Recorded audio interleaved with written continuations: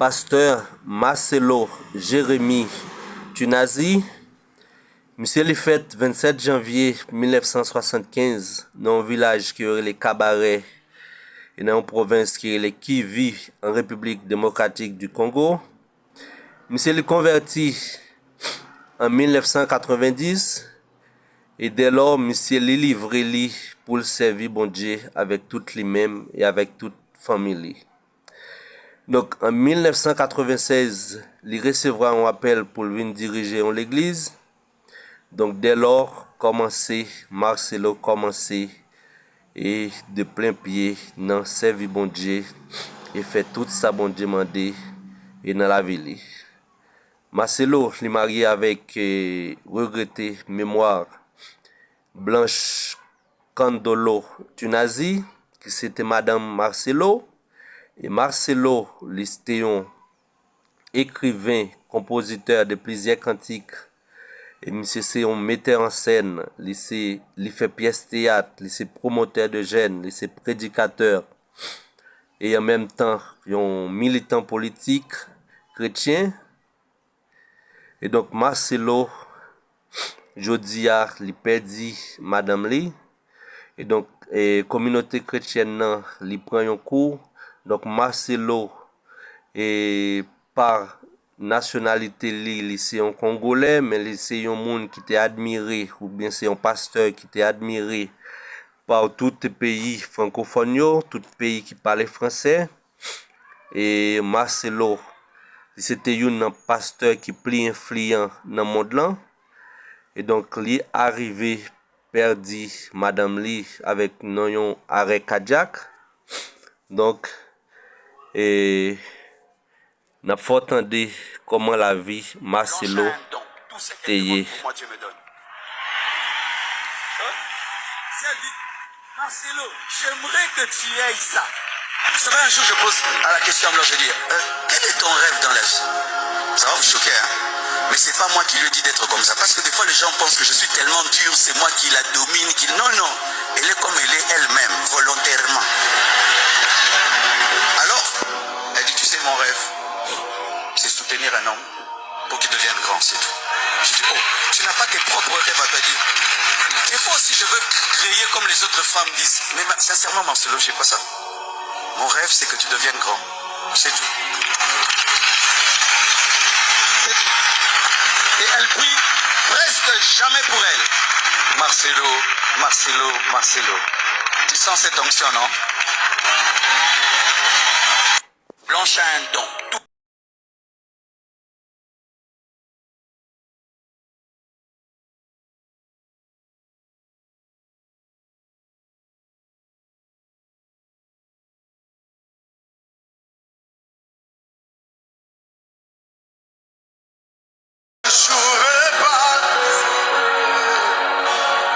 J'échouerai pas, j'achèverai ma course. J'ai une prophétie sur ma vie. Je ne peux pas échouer. J'échouerai pas, Seigneur. J'achèverai ma vie. J'ai l'onction de Dieu sur ma vie. Je ne peux pas échouer. Voilà. J'échouerai pas, Seigneur. J'achèverai ma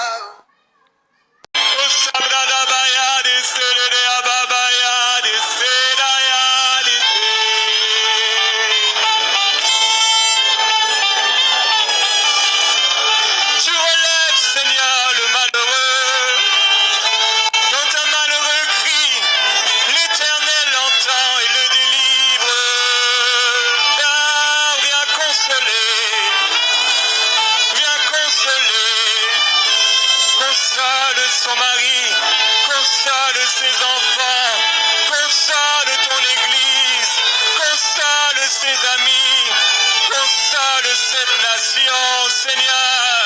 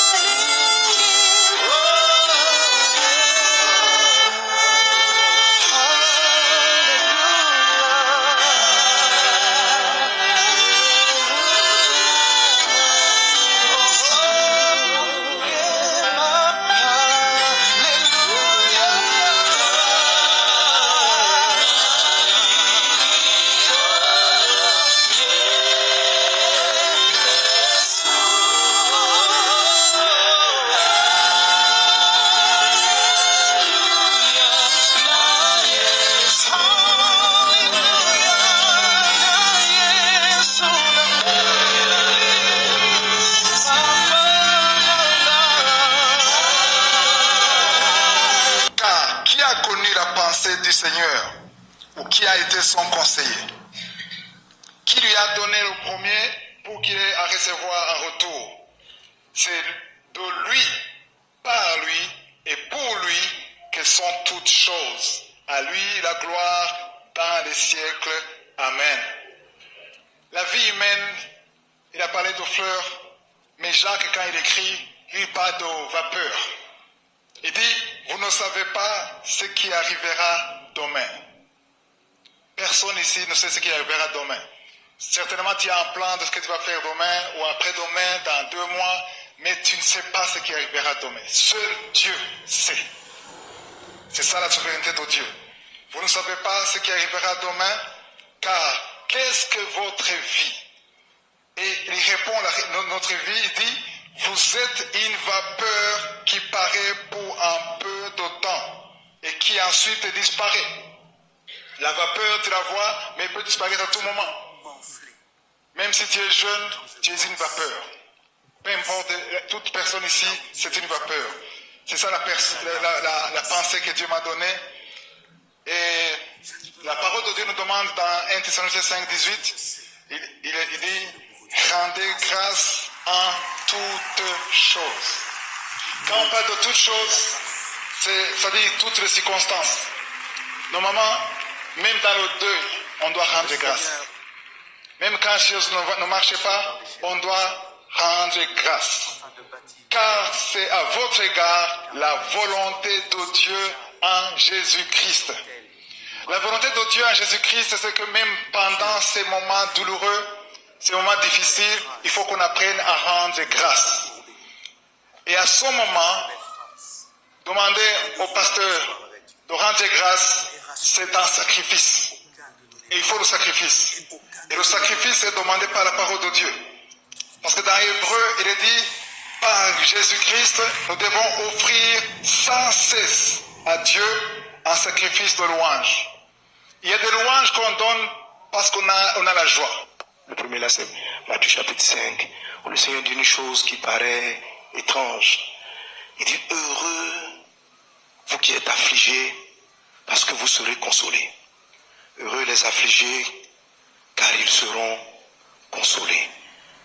Deuxième passage que l'Esprit a mis dans mon cœur, le psaume 116, verset 15. Elle a du prix aux yeux de l'Éternel, la mort de ceux qui l'aiment. Elle a du prix.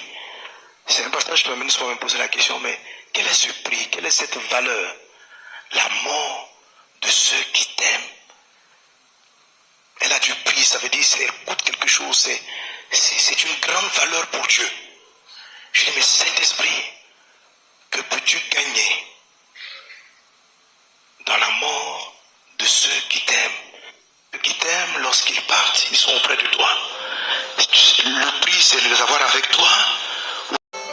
Pour ma part, Dieu m'a parlé clairement d'épouser Blanche. J'ai rencontré Blanche, je l'ai épousée après 5 ans. 5 ans, on a rompu aussi 5 fois. 5 fois. Ah, sérieux, c'était trop sérieux. Aujourd'hui, la première leçon à tirer, c'est que la vie et la mort sont au pouvoir de la langue. Un enfant de Dieu, la Bible dit, la vie et la mort sont au pouvoir de la langue. Celui qui l'aime, il en mangera le fruit. Aïe, aïe, aïe. Et un jour, ne résume pas la vie d'un homme. Tu ne sais pas ce que Dieu est en train de bâtir. Ne juge pas un homme sur ses défauts présents.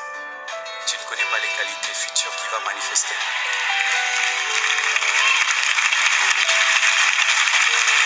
Alléluia. Je me souviens quand il fallait que j'épouse Blanche. Vous voyez déjà, elle a des enfants, mais vous voyez comment elle est canon. La chair, c'est un endroit. Parce que comme elle est là, et comme il nous a vendu la chair, avant de mettre ma solo, elle va dans la guerre, ma solo, moi, c'est la guerre, ma solo, du bouton. Non, non, non, non, non, non. Je ne critique pas, je donne un conseil. La chair doit rester sacrée. Christo, santé. Mais, maintenant, quand elle était sans enfant, vous imaginez comment elle était. Alors, Quand Dieu me dit c'est elle, je dis non. Une fille comme ça peut pas être une maman pasteur. Oh Dieu, tu veux tuer le ministère. 5 fois, j'ai rompu avec Blanche. Oui, on a rompu 5 fois avant de nous marier, Bishop. Parce que je disais, elle ne peut pas y arriver. Est-ce qu'elle peut être comme moi? Est-ce qu'elle peut? Voilà pourquoi je conseillerais Totanga s'entraîner là-dessus. Et Batomana, si vous tirez ma leçon. Arrêtez de présenter vos femmes. Parce que le monde de Tobunda, et le monde d'Abitumba, les diables rôdent tout autour de nous. Ils ne cherchent pas qui tuer, ils cherchent qui il va dévorer. Alors, un jour, elle était fatiguée de nos ruptures et elle m'a dit, Marcelo, prie pour moi, je veux voyager. J'ai dit, ok, ma soeur, et quand on rompait, je l'appelais ma soeur. Moi, j'étais très spirituel. Et puis, il dit, Père éternel, bénis la sœur Blanche. J'entends la voix de Dieu. Marcelo, tu es un homme. Tu laisses partir la femme de ta vie. Et tu es un homme. Tu épouseras une autre femme, mais tu souffriras. Tu laisses partir la femme de ta vie. Alors maintenant, face à cette situation, Alain, Naza Bitumba n'a pas résisté dans le ministère. Naza m'a filmé dans la télévision, n'a aussi supporté. Mais ceux qui nous ont présentés, moi, sinon, probablement film et surtout à l'ère de l'Internet. Aux Assyriens, vous êtes capable de supporter. J'ai arrêté la prière. J'ai dit, ma soeur, asseyez-vous. Est-ce que tu peux reporter ton voyage de 11 jours, je crois? Pourquoi? Reporte. Je suis allé prier. Seigneur, est-ce que c'est toi qui m'as parlé? Parce que j'étais entouré des gens qui avaient échoué dans le mariage. C'est pourquoi célibataire. Et ça, c'était pas prévu, hein, je l'ai dit en esprit maintenant. Tu es entouré des mariés qui souffrent. Tu encadres même des mariés qui souffrent dans leur mariage. À force d'entendre des gens qui ont raté leur mariage, tu peux avoir peur. Et certains ne se marient pas à cause de ça. Et moi, c'était le cas. J'étais pasteur déjà, ça faisait 7 ans. Sans être marié, donc je traitais des problèmes des maris. J'ai peur du mariage parce que je savais que c'était sérieux. Alors je suis allé écouter Dieu. Et Dieu n'a plus parlé. J'ai dit, Dieu, tu as parlé quand je ne voulais pas. Maintenant que je veux que tu parles, tu ne parles plus. Et puis j'ai senti que Dieu voulait me dire, mais j'ai déjà parlé. Ça sert à rien, tu obéis. Et puis j'appelle Blanche, j'ai dit, je t'épouse. Elle a rigolé. Elle a dit, toi vraiment encore là. Parce que moi, non, on rompait pourquoi? C'est porte une jupe un peu courte. On laisse tomber. La femme d'un homme de Dieu ne peut pas s'habiller comme ça. Des choses comme ça. Et puis demain, ce sera mon pantalon, ma coiffure. Marcelo, laisse-moi tranquille. Je dis, cette fois-ci, si je ne t'épouse pas, épouse un autre homme. Et je l'ai épousé. Et Dieu a béni, béni, béni, béni. Donc, c'est comme ça que moi si on présenté. Donc on présenté. Aujourd'hui, on vivre et ce que moi on a acté. Sache que tu viens d'étaler devant le diable de ta faiblesse. Et par conséquent, le diable cherche à savoir. Alain Melo, n'est pas ça l'émission lundi, mardi, mercredi, jeudi, vendredi. Force à soi que vous tu vois. Lisons Proverbe chapitre 4, le verset 24. Alors un jour, on a rompu. Et je vois une vision. Je suis dans une guerre, je suis en train de tirer. Mais il y avait trop de gens. J'étais débordé. Et puis j'entends quelqu'un derrière moi en train de tirer. Papa, papa, papa. Je regarde. C'était Blanche, habillée comme un militaire, avec une arme. Je dis, oh, toi aussi tu as des armes. Et comme elle dit, mais oui. Papa.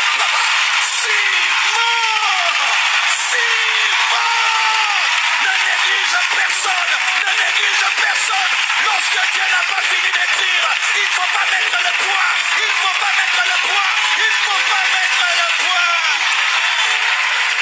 la femme de la destinée existe, mais comme je l'ai dit, elle n'est pas parfaite. Et je ne suis pas parfait. Je ne suis pas un homme parfait.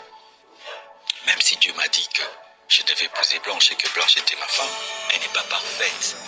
Et c'est ça la maturité. Le mariage n'est pas un jeu. Le mariage n'est pas pour les enfants. Ce sont les enfants qui idéalisent l'homme. Il ne faut pas idéaliser l'être humain. C'est une grande erreur. Garde ton cœur, battez-la mon thème. Pour les gagnants, pour la ligne, parce que il y a 4 montées maintenant de la source. Ce qui est aux embrouillés à côté à ma casse, c'est parce que à la source, tu peux hériter de ton père des richesses, de biens matériels et de maisons. Mais une femme vertueuse, c'est un don que tu as reçu de la part de l'Éternel. L'homme est imparfait, Jésus a dû mourir pour que l'homme soit sauvé. Tellement que nous étions perdus, mais nous idéalisons le défaut de ton mari, il ne change pas. Et tu dois l'aimer comme il est. Le mariage, c'est comme un poisson. Tu manges, mais tu veilles aux arêtes. Quelle belle image. C'est cela, non? Ça sent meilleur quand même. Amen. Alors, qu'est-ce qu'il faut faire? C'est qu'il faut connaître ta destinée et savoir que même le roi des rois, Jésus-Christ de Nazareth, fait ainsi. Jésus-Christ, avant de nous épouser, parce que l'Église est son épouse, on dit que Marie aimait vos femmes comme Christ aimait l'Église. Donc notre modèle dans le mariage, c'est Jésus, pas le parrain, Jésus. Você sabe qual que é a principal diferença das pessoas que têm resultado com os anúncios? Pasteur Marcelo, monsieur te gagné 3 petites avec Blanche. Donc Lydie, avant yo vin dans mariage, lui même avec Blanche, yo te quitté pendant 5 fois. Ça veut dire relation yo li te romp pendant 5 fois. Comment je peux m'enfler quand je pense au passé, de là où Dieu nous a pris, il nous a lavé et ramassé. Je ne peux pas m'enfler parce que je sais que je suis le produit de la grâce de Dieu. Le produit de la grâce.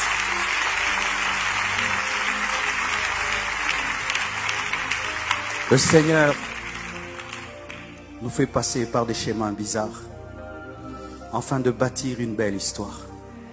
Car les belles histoires des fois sont bizarres, mais ce sont elles qui nous marquent pour toujours. Et Dieu écrit des belles phrases avec des lettres courbées, mais des très belles phrases. Chacun de vous a une histoire avec Dieu. Mais rassurez-vous, aucun de nous n'est parfait et aucun de nous ne mérite d'être là où il est. Tout est grâce et privilège.